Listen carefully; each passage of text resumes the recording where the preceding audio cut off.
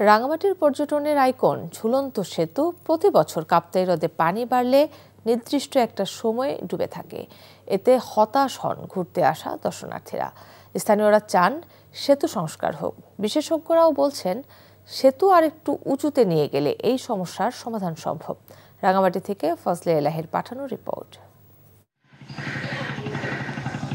৮০ দশকে রাঙামাটির প্রাকৃতিক সৌন্দর্যকে কাজে লাগিয়ে শহরের শেষ প্রান্তে ৩৩৫ ফুট দীর্ঘ একটি ঝুলন্ত সেতু তৈরি করা হয়। কালক্রমে এই সেতু দেশব্যাপী পরিচিতি পায় ঝুলন্ত সেতু নামে।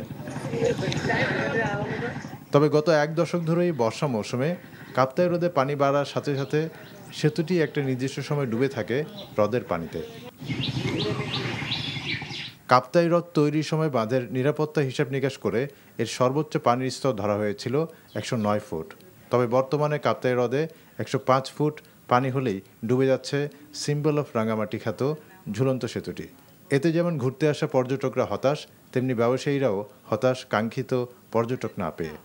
আমরাও ঝুলন্ত ব্রিজ দেখার জন্য এসেছিলাম, কিন্তু এসে দেখলাম যে এটা পানির নিচে। নিজের কাছে খারাপ লাগতেছে, যত টাকা খরচ করে এখানে আসলাম দেখার জন্য, ব্রিজটার নিচে পানির নিচে তলায় আছে। পর্যটকরা এখন আসতেছে না, যার কারণে কিছু দেখার নেই। তার কারণে অর্থনৈতিকভাবে অনেক ব্যবসা লসের দিকে যাচ্ছে, আমরা বসে আছি।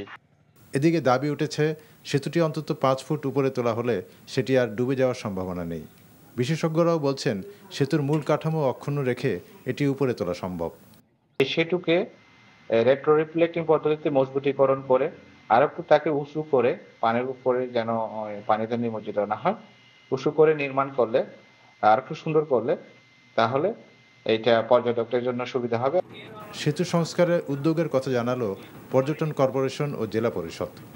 প্রায় ৩০ কোটি টাকার মতো লাগতে পারে আর নতুন একটা সেতু করতে গেলে।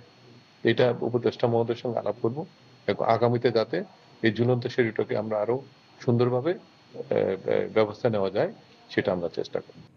গত ২৯ জুলাই থেকে এক মাসেরও বেশি সময় ধরে কাপ্তাই হ্রদের পানিতে ডুবে আছে ঝুলন্ত সেতু।